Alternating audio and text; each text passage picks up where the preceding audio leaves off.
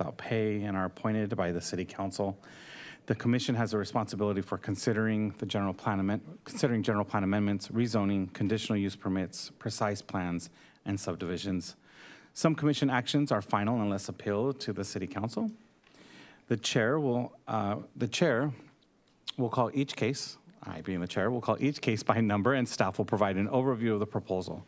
The public hearing is open, and if you wish to speak on any item, we ask that you will fill out a speaker slip and submit to our secretary.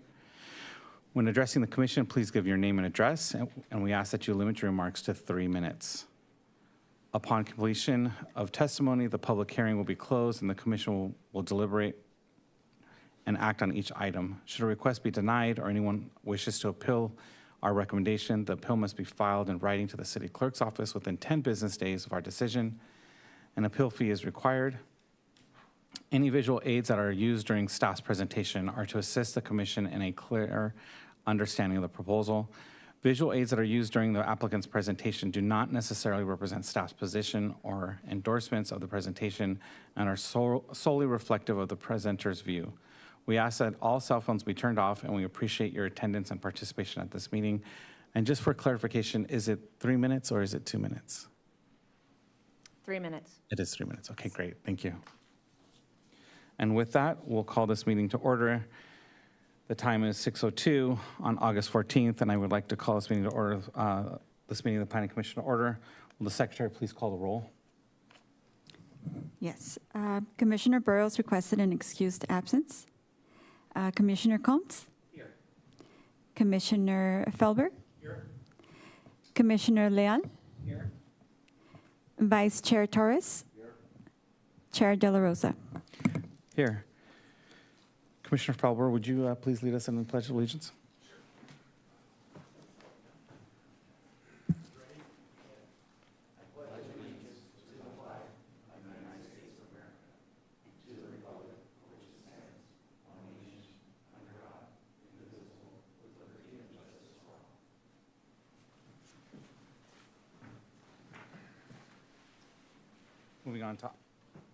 Moving on to item number 4, the consent calendar. Under the consent calendar, we have approving 2 items. We'll be approving the meeting minutes dated June 26, 2024, and item 4.2, which is a request for excused absence for Commissioner Leal for the June 26, 2024 Planning Commission meeting. Okay, Madam Secretary, are there any public comments for this item? There are no public comments. Okay, and Commissioner Torres, I think you made a motion to move forward and approve. Commissioner Falber seconds. All right, please call for the vote.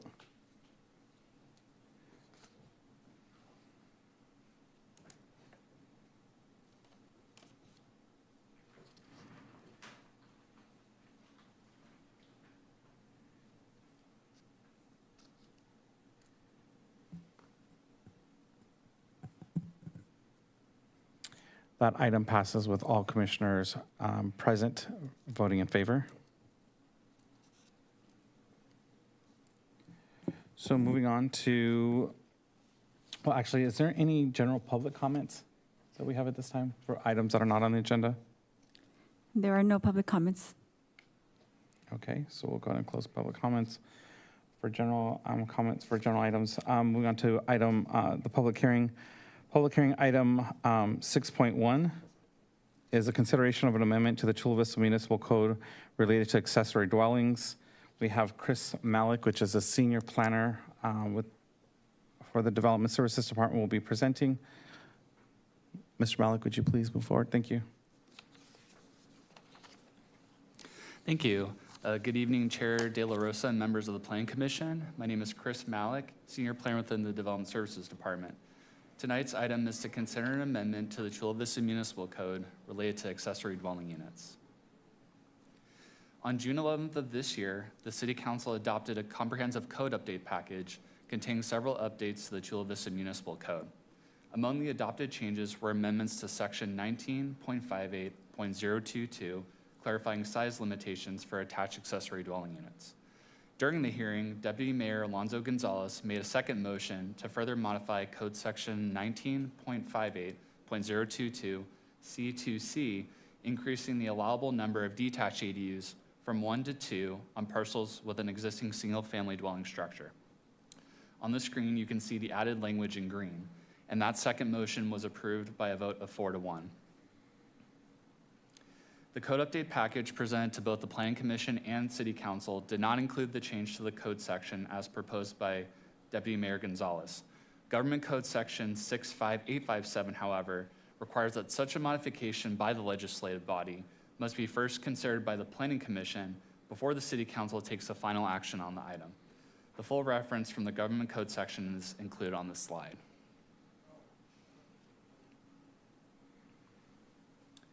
At the second reading of the ordinance on June 25th of this year, staff discussed Government Code Section 65857's requirements with the City Council. The Council took a first vote to approve the comprehensive code package without the proposed changes to Code Section 19.58.022 C2C. Then the City Council took a separate vote approving to send the proposed amendment back to the Planning Commission for consideration and recommendation. The City Council approved staff's recommendation to come back to Council within 90 days with the results of the Planning Commission's review. The Planning Commission is now being asked tonight to consider whether to adopt or reject the proposed amendment to Code Section 19.58.022 C2C, which would allow up to 2 detached ADUs with existing single-family dwellings where only 1 detached ADU is currently allowed. To clarify what the proposed amendment means, this slide shows what state law and our current ADU ordinance allows with respect to ADUs. In short, a property owner can develop an ADU and a junior ADU within the primary dwelling or inside a converted accessory structure, and they can develop also a newly constructed detached ADU. On this slide, we can actually see what that means. Looking only at the image on the left, the owner of a primary dwelling, represented by the larger house shaded in brown, can create a junior ADU inside the primary dwelling as highlighted in yellow. The homeowner can also convert an existing accessory structure, such as a garage, into a detached ADU and represented by the light blue structure. And they can also develop a newly constructed detached ADU as represented by the purple structure. And the right-hand image is another configuration. Here, the homeowner has developed a junior ADU and an attached ADU within the primary dwelling. They are still allowed to develop the newly constructed detached ADU as represented by the purple structure in the bottom right-hand corner. And whatever the configuration, the total number of units allowed would be limited to 4 total units. However, under the proposed amendment to our local ADU ordinance, the property owner would no longer be limited to just 1 detached ADU, but would be allowed to develop a second detached ADU for a total of 5 units on the parcel. Here you can see the same configurations as the previous slide, but with an additional detached, newly constructed ADU on each property on the right-hand corner. To give an idea of where the amended ADU language would apply, here's a map showing all of the parcels that could be impacted by the change in language. On this map, the purple areas represent parcels with existing multifamily structures. This is where 2 detached ADUs can currently be constructed. With the addition of the language to the ordinance, all of the green parcels, which have existing single-family dwellings, would be eligible to develop 2 detached ADUs as well. One of the key issues with the proposed amended ADU language is the interaction it has with other housing laws. Here's one example. Under state density bonus law, a housing development is defined as a project of 5 or more residential units. The California Department of Housing and Community Development, also known as HCD, has taken the position that ADUs and junior ADUs can count towards the number for the purposes of determining whether a project is a housing development. Now, what this means is that any property owner that develops a maximum number of ADUs and junior ADUs under the proposed amendment would automatically qualify for density bonus. Here again is a picture to show what that would look like. With the amendment to the ADU ordinance and also density bonus working together, the homeowner on the left would be able to develop a junior ADU in yellow, 2 detached ADUs in purple, a converted detached ADU in light blue, and a density bonus unit in the bottom right-hand corner of the picture. Any of these units under density bonus can be deed restricted. Another configuration on the right would bring the converted ADU inside the primary dwelling unit as an attached ADU, and still the detached ADUs in purple and the density bonus unit shaded in brown would also be allowed. Under either of these scenarios, you can see the amended language could lead to properties with a total of 6 units on the parcel. Additionally, development standard waivers under density bonus can be granted if certain criteria are met. Another law that may be impacted by the ADU amendment is Senate Bill 9 or SB 9.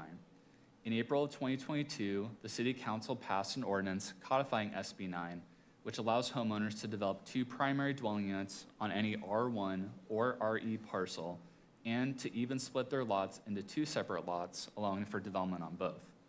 How the proposed ADU amendment interacts with SB 9 is not fully known at this time, but is an issue city staff should analyze to better understand the interaction of the 2 laws. Senate Bill 10 allows for the development of up to 10 residential units on any lot within a transit-rich area or an urban infill site. On December 13th of this past year, the Planning Commission recommended to the City Council against opting into SB 10. On March 19th of this year, the City Council then voted not to opt in into Senate Bill 10. Among the prevailing concerns expressed by both the Planning Commission and the City Council were the impacts such densities would create in existing neighborhoods, especially those communities located west of the 805 freeway. Those include impacts to parking and infrastructure. The impacts of expanding our local ordinance to allow for 2 detached ADUs where single-family dwelling structures are located can lead to a number of infrastructure-related issues. One issue that has been a concern for stakeholders is parking. Under the proposed amendment, a property owner who is taking full advantage of the ADU amended ordinance would not have to provide parking for the JADU and for the attached or detached ADU as long as the dwelling is within 1/2 mile walking distance to public transit. For that density bonus unit, if the homeowner asks to waive the parking requirement for the unit, they may not be required to provide parking for the new deed restricted unit either. Further, there are concerns related to the impacts additional ADU units may cause related to CEQA. Under the provisions of state ADU law, the California legislature has specifically exempted ADUs from CEQA analysis. But that protection from CEQA analysis only extends to the units authorized under state law, which is 4 total units on single-family parcels. Anything above that unit threshold of 4 units on a property may trigger additional CEQA analysis related to the impacts to traffic, air quality, as well as to public resources like parks and other associated infrastructure. Additionally, anything over the state allowance of 4 units may also trigger discretionary approval for the additional units.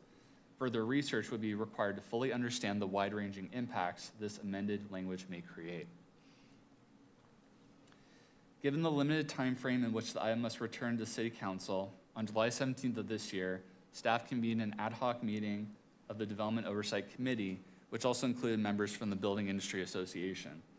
During the meeting, concerns were raised to parking, affordability, and the intensification of single-family residential lots west of the 805 freeway. No formal action was taken, as this meeting was meant to gather general feedback on the proposed amendment. Further, staff did not have time to convene a meeting of the Housing and Homeless Advisory Commission before this hearing. However, in October of last year, the commission voiced general concerns about any policy that could increase density in existing neighborhoods and the impacts such density brings specifically to parking. There are 2 options in front of you tonight. Staff recommends that the Planning Commission receive the report and recommend that the City Council either Option 1, approve the proposed code changes to section 19.58.022 C2C, increasing the number of accessory dwelling units on parcels with existing single-family dwellings, or Option 2, deny the proposed amendment to the municipal code section and direct staff to conduct research in the potential impacts of increasing the allowable number of detached ADUs from 1 to 2 for single-family dwellings and return to the City Council with such findings. Staff's preference is also Option 2. This also concludes staff's presentation, and we are available for questions. Thank you. Thank you, Mr. Malik. Okay, we'll open it up for clarifying questions to the commissioners. We have a queue here, and I believe it's Commissioner Felber. Can you go back to the slide on the meeting with the BIA, please? So why is the concern only on residential lots west of 805 versus both east and west? There's far more residential units west or east of 805. So why was the concern only on the west side? Do we know? Yeah, because the general concern is that there's more buildable area on the lots west of the 805 freeway, and where you tend to see more than at least one unit, whereas lots or areas east of the 805, there tend to be houses or dwelling units that kind of are maxed out on the kind of smaller lot area. It's kind of what I figured, but I wanted to verify. All right, thank you.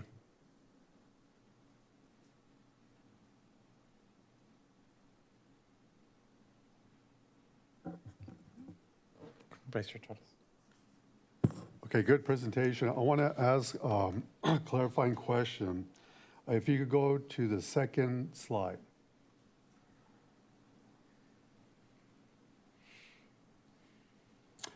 On that motion, it says single-family or multifamily dwelling.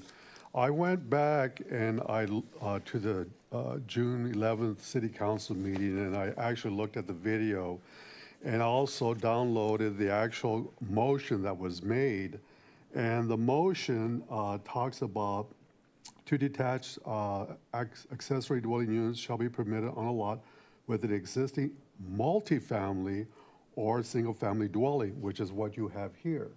But in the staff report, there's no reference to multifamily or single-family, either in the staff report or in the resolution. So if we were to adopt the resolution as presented with that inadvertent omission, wouldn't that be problematic? I have a copy of the resolution if you want it. All it makes is reference to single family. It says, whereas any additional time is needed to fully study the impacts and effect processing applications, infrastructure, et cetera, of adding an additional accessory unit for single-family dwellings more than currently allowed by state law. There's no reference to multifamily units. So what I'm asking, I'm assuming this is an inadvertent omission. So if we were to adopt the resolution as presented, would that not be a problem? So Commissioner Torres, I appreciate the question, and we can add language if we need, but the intent here was that at that meeting, when we had that discussion, it was about adding this to the single family. Right now, multifamily, it allows one, so you're correct. We did, it was an inadvertent, as I'm speaking out loud, we've been moving quickly on this one. We need to make that adjustment to the resolution. To the resolution, During right. the discussion this evening, we're comfortable with that, and we appreciate you pointing that out. Okay, yeah, because like I said, I read out the minutes, and that's, it conforms to this slide, but We the concur with your documents- analysis. Okay. Anyway, that's my clarifying question.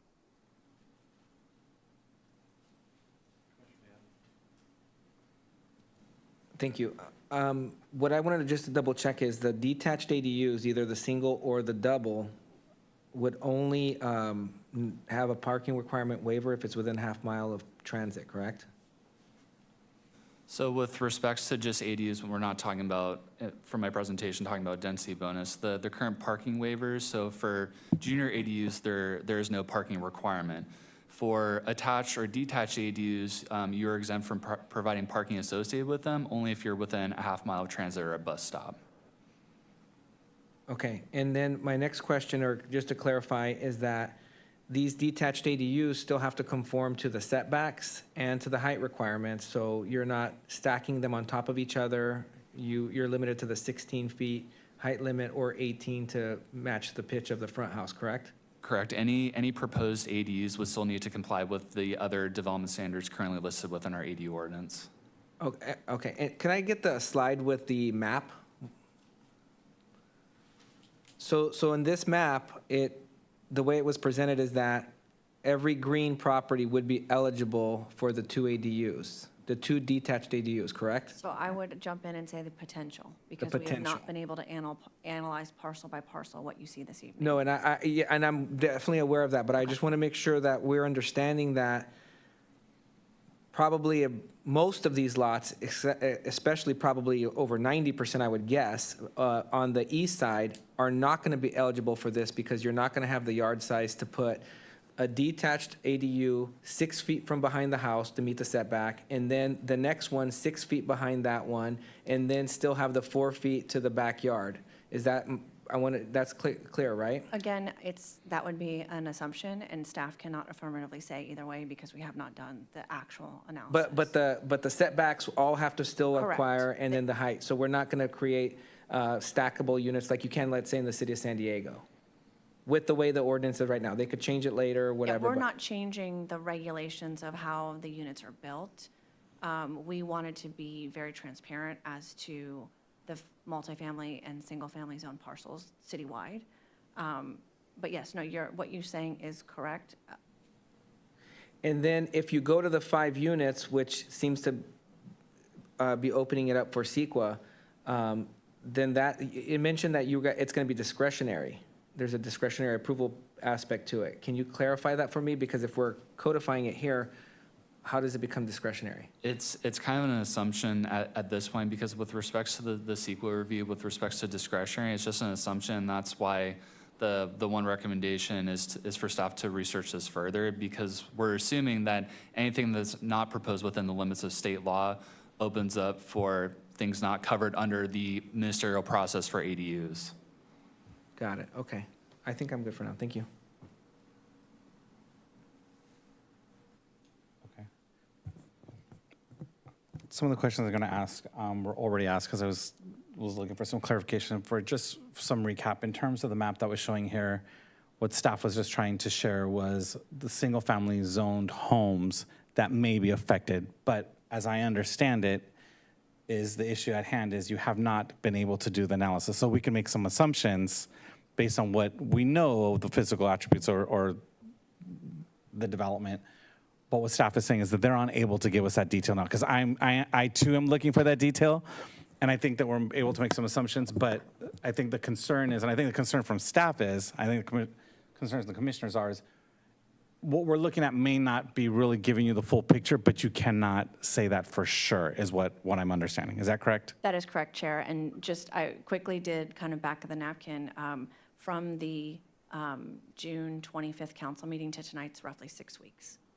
Yeah. And as many of you know, we have many things going on in the city. So we are pleased to be back to you tonight, but we are definitely under a time constraint due to the government code section. And the reason I ask that is because I think when we're talking about housing and the importance of housing, I think I'm going to speak for myself in terms of the commission, is I want to see whatever we can do that's logical for the city in terms of housing, providing more housing stock. But I don't think this picture, understanding what staff was doing in the limited time, is a real representation of the possible impact. And I think, that's what leaves me in a quandary of, okay, I understand what the intent is from council, and I myself am supportive of that, but we just don't have the answers in terms from a technical standpoint. I think that's what I understand staff is trying to communicate. So with that, and I also, in terms of circling back to the CEQA question, I understand you used the language may, and I think the question was asked, why? What is the discretion there? And I think, again, it's indication, I just want to be clear, is we don't know. We really don't know that impact. And I think that's the question, and that is the information that, and can I, or even know what was the questions to be asked at that time? Thank you, Chair De La Rosa. No, staff was up here on the dais when the conversation happened. It was a live conversation. We did not have any planning nor technical analysis at that time. Okay. I appreciate the clarification, because again, it seems in terms of when you're looking at this effort, and the other question I have is in terms of the ADUs that are allowable, just if we can go back to the language when you had the +1, +2, the math there we're going, can you clarify, is it in addition to and or? Because I'm not really sure how we get to the 5. Can a single family home, if they have enough yard, get to the 4 automatically by right? That's what I want to clarify. So by right, it's not, it's an option for them, but they can get the junior ADU, they can get the detached garage conversion, they can get the separate ADU, correct? Is that correct? Yeah, correct. So, yeah, just to confirm, so our own ADU ordinance permitted by right is 4, and what's shown on your screen right now. Where the conversation goes into the 5 units is factoring in the proposed amendment for that Okay. additional detached ADU. So was that information known in terms of taking this to a 5th unit? Was that information known at the city council when they took a vote that the 5th unit would get you by right the 6th unit? I cannot speak to what council knew at that time, to be quite honest. I don't know. Staff does not know. Okay, so staff certainly didn't share that information with them, they didn't have that information? No. Okay. So we really don't know in terms of, we really don't know in terms of, council, maybe the other commissioners know in terms of what was understood, that 6th unit, we weren't talking about 5 units. By right, and what the law is stating, and best of staff's recollection, is that it bumps you to an eligible 6, where those properties are eligible to take advantage of that ADU, that separate detached unit. Is that correct? That is correct. And we, and to go back to the original item, it was, as you're very much familiar with, it was a package of many amendments to our code. And we did have items in this section of the code related to ADUs for clarification on size of detached. Is that correct? Attached. Okay. Yeah. So the size of attached was part of our recommendation to the council. And this proposal from the deputy mayor was not, we did not have any visibility to that. It was not part of the presentation. It was just part of the deliberation. And unfortunately, due to the motion being made on the 11th, we are now here today talking about it. Okay, I'm just trying to get clarification of the facts being presented today, what was being presented, and to understand what council's Understood, but saying. it's also, we really did not dive into it. So going further, we did not dive into it to this level when it was brought up on the floor on June 11th. And how long from council meeting have we had in terms of this? And staff said it's 6 weeks, so 6 they haven't been weeks. able to do the analysis? Okay. So I think you're up the lane last, so do you want to go ahead and go, Commissioner Leal?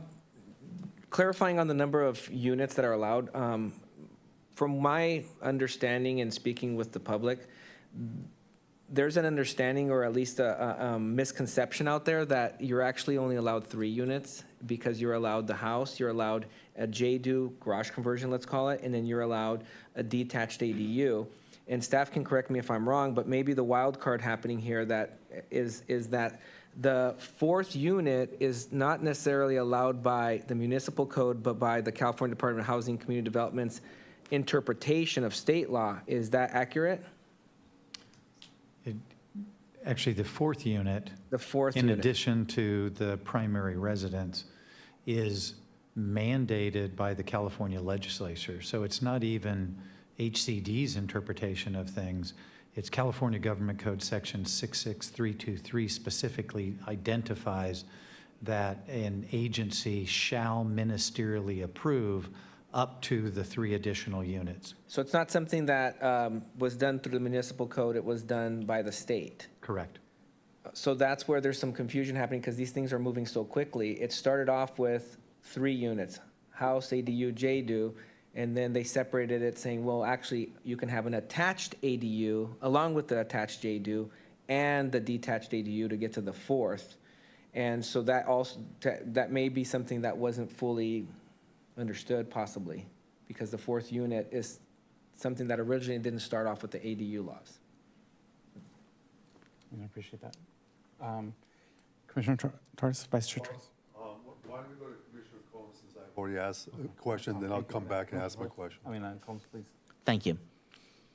Assuming I have to cut down a tree to put down an ADU, would I be required to put in another tree somewhere else, plant a tree, say in the setbacks or the public right of way or something like that? I guess what I'm asking is, if I have to cut down a tree, would I have to replace it with a new one? Thank you. Thank you, Commissioner Coombs. As far as I'm aware, within Title 19, there are no tree removal or replacement requirements related to ADUs. The only provision may relate to landscaping is just regarding the removal of like common open space, but that only applies to multifamily dwellings. But generally speaking, there are no requirements for it. If you remove a tree, you have to replace it related to the whole ADU process. Thank you, sir. Vice Chair Torres. Okay, looking at the staff report on page 3, it talks about some of the ramifications if this recommendation by Councilmember Gonzalez was pursued. And then on page 4, and I'm going to read it, if the Planning Commission believes further options should be explored for ADU production that exceed the existing allowable units of 4, staff would recommend the Planning Commission provide an advisory recommendations to City Council to deny the revisions and make a referral to staff to conduct public outreach and thoroughly research potential impacts to parking, yada, yada, yada. The outreach will include a meeting with the Housing and Homeless Advisory Commission. So my clarifying question is that, say we adopt the resolution to deny, okay, and allowing you therefore the time required to do the in-depth research analysis, okay, to understand this issue more fully, would that then come back to the Planning Commission first for input, or in a joint meeting with the Planning Commission, the Housing and Homeless Advisory, in a joint session before it goes to City Council, or would you bypass us and go straight to City Council? So, Chris, can you put up slide number 3? Vice Chair Torres, thank you for the question. And I would also ask maybe the chair, after this clarifying response, that we open the public testimony and move forward. Appreciate that. Due to this it's the government code section. Thank you. This section of the government code is on point with what has happened to date. So if you were to make the recommendation of denial, staff has to go back to council. And then that action has to happen within 90 days in order to have the Planning Commission's input received by the council. So that would then close the loop. We are targeting a September council meeting so that we're within the 90 days that we're allowed to come back. If we don't come back to council within 90 days from the motion on June 25th, it is considered de facto approved by this body. So that you would bypass? I'm not bypassing anything, so that would close the loop, that would close the process for this. Then, depending on the action at council, we would, if it was denied, but that action at council was denied, but we are asking staff to further research this, we would start a whole new process. Okay, so help me understand. Sure. Is that, so say we adopt a resolution to deny it, then you would go to council in September saying, this is the recommendation of the Planning Commission to adopt, to deny, and I would assume that we would probably give a presentation as to the reasoning behind our denial of this. I would assume that we would be allowed to. That could be part of our deliberation for the Okay, item, and we've talked about this before, that when you've made a recommendation, that if you would like to speak to the council as to why, staff encourages that. Okay, so I'm going to speak to that issue separately when we get to commissioner comments on a related matter. But, okay, so say that happens, and say the council says, you know what, we agree with the Planning Commission. We think this needs further analysis, okay? Then the clock starts ticking, right? Then at that point, then you would take what, 6 months, 9 months, whatever, to do the analysis. And during that period, then you would seek the input of Housing Homeless Advisory Commission and the Planning Commission before you go back to the City Council. Am I safe to assume that? Yes, Vice Chair Torres, it would be, Development Services staff would coordinate with the housing staff. We would look to put forward a framework as to how we want to get this analysis performed. We would do parcel analysis to determine that true number of zoned parcels that would be allowed to do this. And we would invite our key stakeholders, and we would present it to both the Housing Commission, this commission, and then council. Perfect. Okay, thank you. You're welcome. Commissioner, we're going to go to public comment, and then we'll... No, I forgot to turn off the... Oh, okay. All righty. So we'll go ahead and open the public hearing on this item. Madam Secretary, do we have any public speakers? We do not have any public speakers. Okay. We don't have any public speakers. So then I will go ahead and close the hearing, the public comment portion. Do any of the commissioners have anything else that they want to share, or any other questions? Commissioner Felber? Just one other question, and I assume I know the answer, but just to be sure. So Commissioner Torres's question made me think this and just to verify it. So on the opposite side, if we vote to deny and send it back for more research, when you bring it back to council, you've met your requirement that it comes to us. So they could either agree with us, or they could say, no, we're going to go ahead and pass this and add this to the ordinance that they can do it on single-family properties, correct? That is correct. I will tell you that everything that has been presented this evening would be presented to City Council in our report to them Yeah. on this item. Okay, that's what I thought. I just wanted to clarify that. Thanks. Commissioner Combs. Yes, are we starting deliberations at this time too, please? Okay. So I was struggling with this since we got the notice. On the one hand, the developers need land, and housing is clearly needed in our city. But on the other hand, we're also supposed to care the characteristics of the neighborhood are important too. You have one ADU on a property, that's fine. It doesn't really affect the characteristics too much. In fact, I have personal friends who either live in ADUs or in the primary dwelling where there is an ADU. But once you start getting more than that, the question becomes, when does it stop? I work for the city of San Diego, and they've been putting up to 10 ADUs on one property. 10 ADUs is not 10 ADUs. It is a housing apartment complex. And I wonder how that's going to look, especially on the smaller single-family lots. So that's my concern. Also, water, sewer, and storm can all be upgraded as we put more and more in there. But traffic is going to be a little bit harder because we're going to have to purchase more right-of-way, which means seizing more right-of-way under eminent domain and then paying the landowners for that. We could consider rezones, however. I know they're more expensive, it takes more time, it have to jump through a lot of hoops. But we can also consider the impacts, environmental impacts a little bit better. And it gives residents in the neighborhood a forum that they can discuss and decide if they're okay with that. So I'm struggling with the idea of saying yes to it. I'm leaning towards no, but I never say anything until I type it into the screen. But if sufficient cause or sufficient more data is presented, maybe I could reconsider. In fact, I'd be very happy to. Thank you. Vice Chair Chodas. Thank you, Commissioner Combs. That was great input. We've been using this term in our deliberations quite a bit over the last, say, 4 or 5 months for good reason. And it was also articulated in the staff report, and that is the term unintended impacts. And we've said unintended consequences in some of our deliberations about what had been brought before us. My recommendation, the way I'm going to vote is I'm going to vote to deny. I think that's our only recourse. I think that we would be derelict in our duties as planning commissioners to do otherwise. I think we need to afford staff the time to do the in-depth analysis that's required upon our city with regard to this proposed recommendation by Councilmember Gonzalez, who is temporary. You know, he's not even going to be in office come November.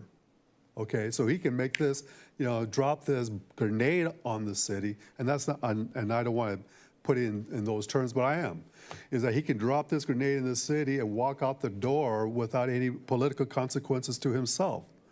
But the political consequences will fall on us.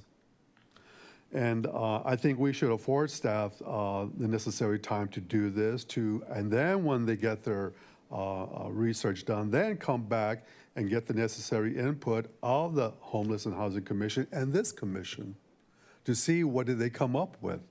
That would be my counsel to this commission. I think we should adopt the resolution to deny with the caveat of that additional language included so that there is no ambiguity as to our action.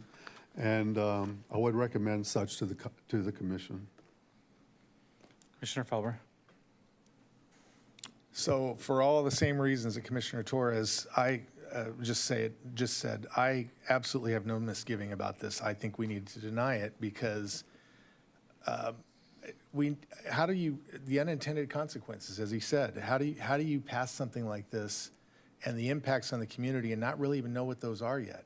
And in my opinion, barring additional data, it seems to me that our ADU, accessory dwelling unit, JDU, whatever, are more than plenty for most people. I remember back about 40 years ago, before we had all this with the ADUs and whatnot, there was a property on Murray Street just east of 2nd Avenue. And this resident didn't put an ADU in, but they tore down their house and they put in this monstrosity of a house. There was so much hate and discontent in that neighborhood because the almost entire footprint of the property was taken up by structure. And the neighbors were not at all happy. But unfortunately, they couldn't really do anything about it because the regulations at the time allowed for it. I don't know that the city realized that they allowed for it because I think there were some things that went on in the city that might have addressed that for future, but I don't recall for sure. Like I said, it was over 40 years ago. But there was a lot of hate and discontent among neighbors. And I think if we keep doing this and keep, if my wife and I were talking today, if our neighbor was to put in what is possible according to this, even with the law as it is currently, let alone adding in this addition, and ours is a single-family neighborhood. So anyway, if she was to put all that up next door, we would feel very crowded, very congested. We moved to the house that we're in because we didn't want to feel congested and crowded. And with all of the permissiveness around some of the other regulations that go with these things, I think we're turning our R1 neighborhoods upside down. I think the zoning is going crazy, and we're just going to create a lot of impacts. And so without the additional data that would be required under the research that would happen, there is absolutely no way that I could support this. And even with the data, we'll see what it says. But right now, it seems to me that the allowances are more than generous for property owners to be able to do additional things with their property, even though I'd be willing to bet in more cases than not, the neighbors are not going to be happy even with the existing. So I absolutely support denying this until more research is done, and then I'll reconsider. But as it is now, I don't see any way that we could do this and be responsible to the residents of this city. Commissioner Leal? So this one's a tricky one. We need the housing. We have, one of the most expensive housing markets in the country. I mean, I think you need to make about $250,000 to buy a house in San Diego County based on Zillow studies. And so that's something that's always weighing on us. I'm very familiar with what's going on in the city of San Diego, and I agree. It's overkill sometimes, and it's too much, and it's definitely changing the character of neighborhoods. I'm aware of a project in not far from here in Paradise Hills where there's 8 units going into backyard, and it's 4 one-bedroom studios downstairs and 4 upstairs. It's a 2-story building. And it's going to absolutely change the neighborhood because you're going to have possibly 8 units in the backyard of a neighborhood full of houses. We're not there with this. You can't go 2 stories. These can't be stacked on top of each other, so they do have to be apart. So I would say that the percentage of the lots that are going to allow this are going to be very few. There's just not enough big lots that are going to allow it to be maximized, but we don't know exactly what that number is because staff hasn't had the opportunity to do what they have to do. And so I see the dilemma here of we need the housing, but we don't know necessarily what this means. And so this is going to be a difficult one overall to deal with, but we'll see how it goes. Okay, just a few comments in terms of, I think it was said by the commissioners in terms of, I think we're just looking for more data. I understand where this is going. We have a need for housing. I think there are going to be some lots where I think this would be allowable and acceptable to the community in terms of having rooms, and I think that's what we're trying to ensure happens here. I'm sure that you know, the councils know their district, and they are struggling with an issue of housing for their constituencies as well, in terms of trying to put forward initiatives that will have an impact for their constituency. And I think that's what we're seeing here. I just believe that there needs to be some more information that we need to get, and I think that's what we're asking for. I do, understand that we have to technically deny the motion as is, but I think I'm speaking for myself, the denial from my point of view is really seeking more information, and so we can narrow where this might be possible. Because I do think that having options for a particular type of dwelling, whether, instead of having a junior ADU, you can have a second attached ADU, that might be perfectly acceptable, right? More quality than a junior ADU attached to a house. So there are a lot of different options, and I think that would be acceptable, but they just have to be ferreted out and explored, and in a way that's understandable to the community and understandable to this commission, and I think that we will get there. So I did want to mention that because I think in looking at the proposal, it's a deny because we have to, from a technical standpoint, deny what is on the table for us today. But what we're saying is to allow staff to go back and do the necessary research. The one question that I do have is just to clarify, our recommendation goes to council. You will not be doing the research before council, so they'll have nothing to look at.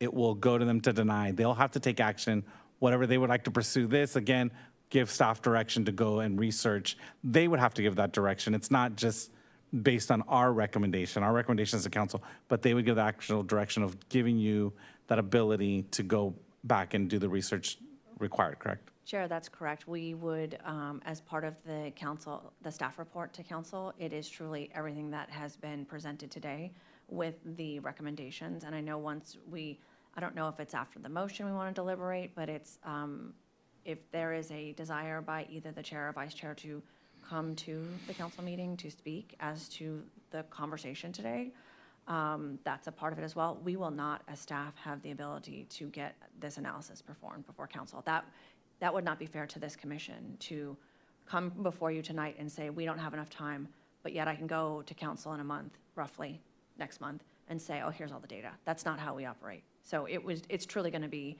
what you've seen here tonight, and it will be up to the council to make that action. Okay.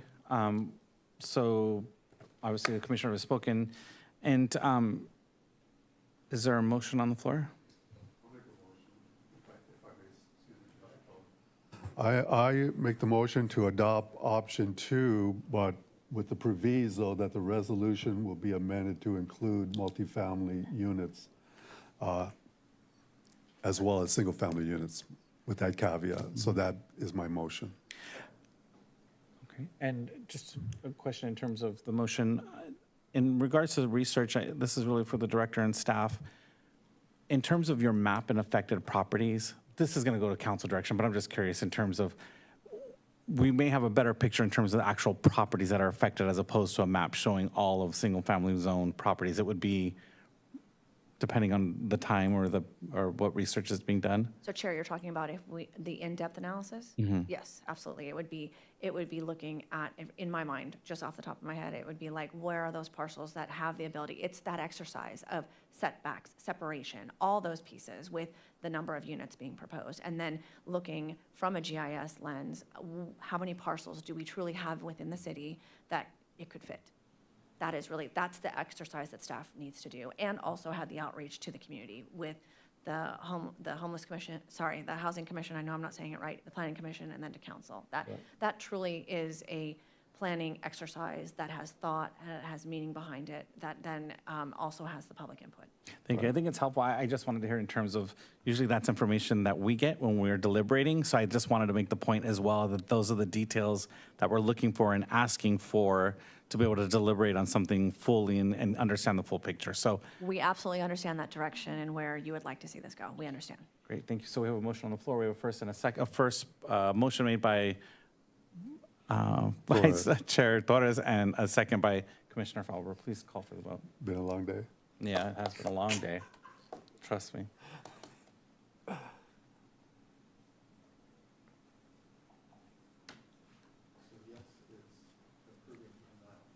Yes, it's approving the denial is correct. Yeah. No.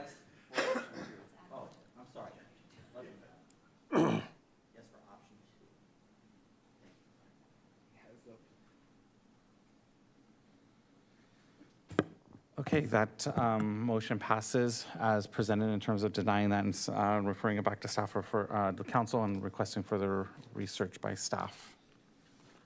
Thank you so much. Okay, so we'll move on to, So are we going to deputize you to go and speak for the commission? I think in terms of the, let's see here, so let me just kind of, So Chair, I'm going to interrupt. I'm Yes, not just gonna say please, I'm not to, I'm please. going to interrupt because I do hear the Vice Chair. I would like to, since we just made the motion on the item, I would like to have the conversation as to availability and willingness to speak to the council. We are looking at September 10th because that is, we have done the math. September 10th council meeting is 77 days from the motion. okay. And if you could look at calendars, let Sure. me know, that would be very much appreciated. That is actually the next council meeting. We just had a meeting yesterday, and our next council meeting is September 10th. And is that a question to the commissioner, or do we have the authority to just go ahead and do that as chair or vice chair too? It's more of I'd like to get consensus for the commission that Okay. they support either the chair or vice chair coming to speak as to the discussion today So asking the at the commission- September 10th meeting. Is there consensus?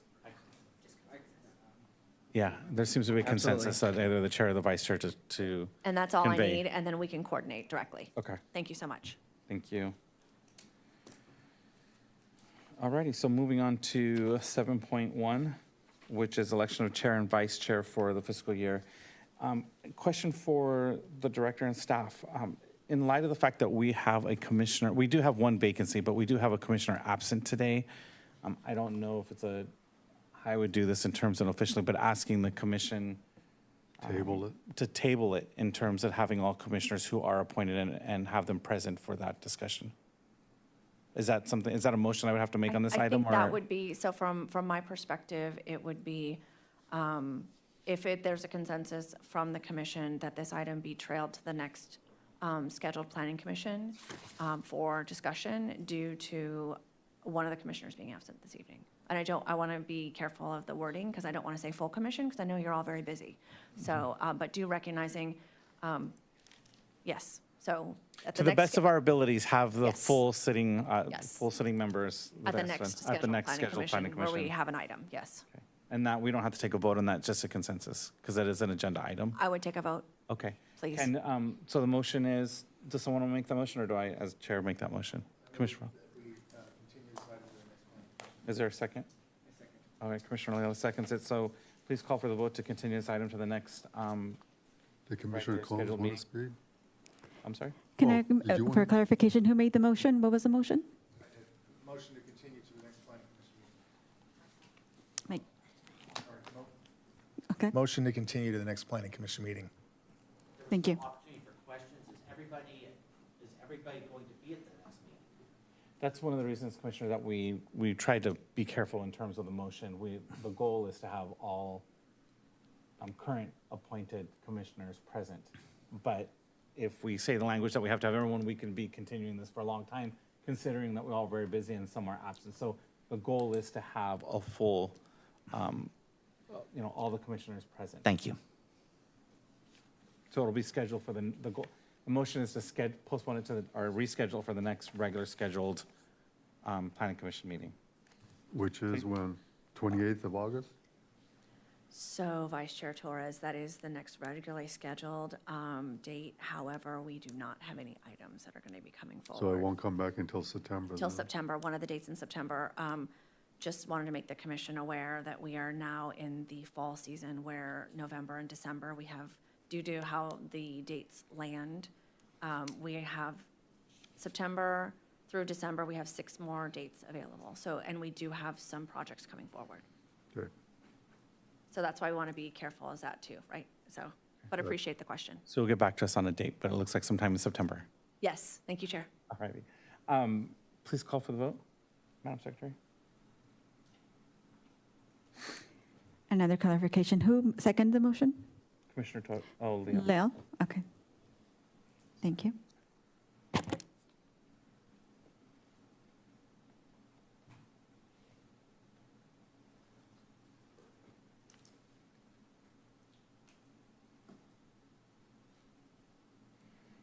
That motion passes with all commissioners present voting in favor. So we'll move on to item 7.2. It's a discussion on annual activities report and authorize the chair to work with staff to finalize and submit. Madam Secretary, is there any public comments for this item? No public comments for this item. Okay. I'm saying that there's no public comments for that item. Is there a motion for 7.2 or?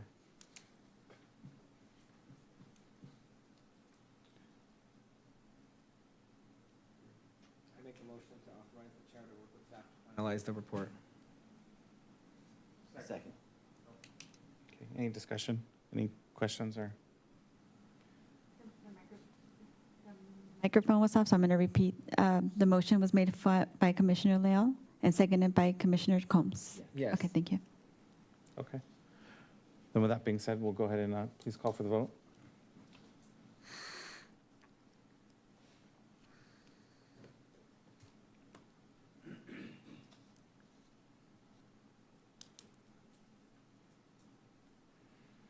That item passes with all commissioners present voting in favor. Alrighty, so we'll move on to agenda item number 8, which is the director's report. Thank you, Chair. And also, thank you for that vote. I think some of you that have been here, this is a great exercise, the prior item. So, Chair, if you don't mind, you and I will coordinate. We want to give you an updated status as to the items that you have seen, where we're at, to give you more of a comprehensive idea of where things are developing in the city. So we look forward to bringing that back as a full report. Thank you for the time this evening. I know it was a challenging discussion. I appreciate the input and the thought behind it. I wanted to go ahead and introduce the commission to, I have a new staff member, Deputy Director Rebecca Bridgeford. So you will start to see her out and about. She's been with us roughly 4 to 5 weeks. And like we mentioned, there won't be a meeting the end of August, but get ready for September and the rest of the time. We definitely have some good items coming forward. So we look forward to the conversation. Thank you. Great, thank you, and welcome, Rebecca. Look forward to working with you in the future. As far as chair's comments, I don't have any other comments. I just hope everyone's enjoying their time, and this was a good one. It's one that we can really get into, so I appreciate all the comments by the commissioners and look forward to that item coming back for further discussion. But other than that, we'll move on to any comments from the commissioners. Commissioner Felber. Yeah, I just wanted to say, I unfortunately am not going to be here the first meeting of September, but you will not hurt my feelings if you go ahead and do the chair, vice chair thing without me. Hopefully, other people that are absent might be there. And do we know what the status is of the replacing Commissioner Zaker? Yes, the city clerk has received 3 applications, and they are moving forward with that process. Oh, good. So that, I don't know the timing overall, but we are moving forward Did with, they have to resolicit because they didn't get enough candidates initially, or applicants, I should say? I believe we just kept it open. Oh, okay. So, but we do have 3 applications, and the clerk's office is moving forward with that with the council and the mayor. Okay, great. Other than that, have a great meeting in September. I'm sorry I won't be here. And October might be worse. My son's getting married, and anyway, so we'll see. We'll miss you, but congratulations. That's great. Vice Chair Torres, we'll just go this way. Do you have any comments? Yeah, actually relates to the, indirectly to our agenda item 6.1. So again, I went back to the June 11th meeting and pulled item 8.1, which included the comprehensive code update, from which this discussion by Council Member Gonzalez came up about the ADUs. Okay, and in that staff report, staff basically agree with a lot of our recommendations except for 2. One was the SB 9 urban lot splits, and the other one was with the with regard to the design review permit thresholds. Now, my concern is that not that staff opposed our recommendation and articulated that to the city council. I think that staff has every right to do that. But what I was concerned with, and I'm still concerned with today, is that the planning commission was not alerted to that. At least I don't know if the chair was. I definitely wasn't alerted to that, and wasn't provided an opportunity to articulate for itself to the city council our position with regard to these two recommendations, the SB 9 urban lot split and the design review permit thresholds. Now, it may have not made a difference when this issue of this agenda item came up. It was initially 4-1, and then subsequently it was unanimous to support all of the recommendations of staff. And again, I'm not begrudging staff for doing its job to the best of its ability. But what I am concerned about, again, is if staff opposes the recommendations of this commission and articulates that to the city council, I think that this commission should be apprised of that and be afforded an opportunity to state its case, if it so desires. Now, again, it may amount to nothing. The city council may decide, you know what, planning commission, thank you, but no thank you. But that's all right. But I think for the purpose of I hate to sound trite, but for democracy, we should be allowed to articulate for ourselves, to be heard, that our voices should be heard by the city council in regards to anything that we deliberate on. So I would hope that in the future, when we have items that come before us, I don't know if I want to put it into a motion and bind you guys with that in that regard. But I would hope that in the future, when we have items come before us, where our decisions are then conveyed to the city council, and if staff is going to take an opposition stance on it, that this commission be apprised of that, the chair and the vice chair be alerted of that, and then the chair and the vice chair take the steps to voice its opinion on behalf of the planning commission. Does that make sense? Am I making sense to everybody? Okay, so that's my 2 cents.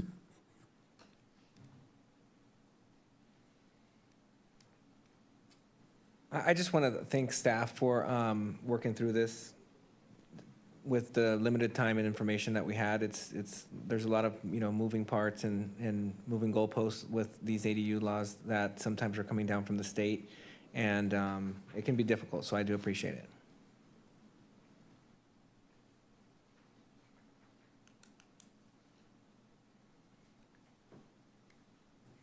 Commissioner Combs, did you? Oh, okay, sorry, I didn't know if you were in thought there or something. Thinking about what's been said. Okay.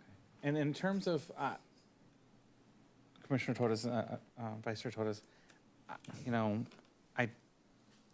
I think we just have to ask. I don't think there's any objection from staff to let us know.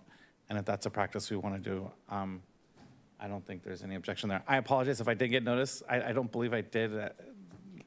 And Chair and Vice Chair, let me have a conversation with legal on that. I don't, personally, I don't have any issue with that. I hear you, Vice Chair.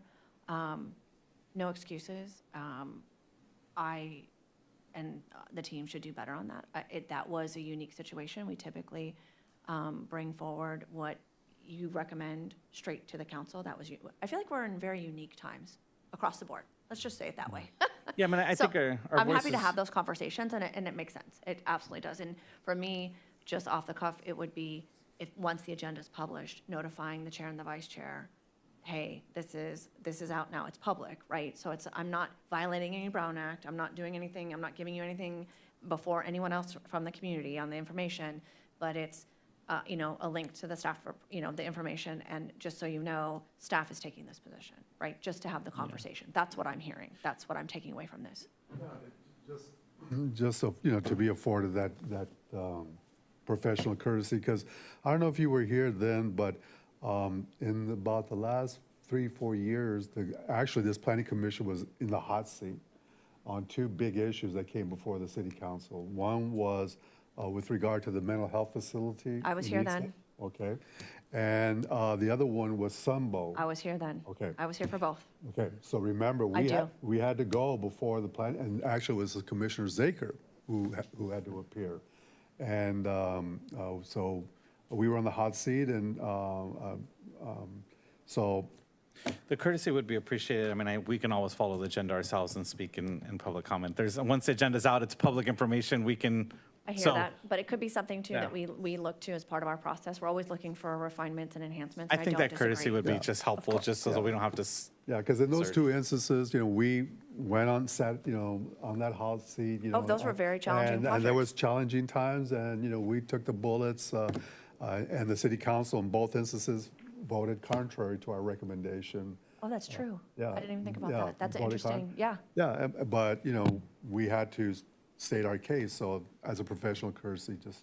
No, I completely agree and also want the chair and vice chair to have a comfortability to reach out if there's a question related to those types of things. It's a two-way street. I know we're all busy, so. I know, for the record, I know there is, so just for the record. So we'll move on to number 11, adjournment, unless there's another commissioner's comments, we get you out of here. Okay, if not, we'll go ahead and adjourn the meeting. It is 7:07, and I'm adjourning this meeting to the next regular planning commission meeting, August 28th, 2024 at 6 p.m. Oh, not August 28th, to be determined by staff and further notice. Yeah. Thank you.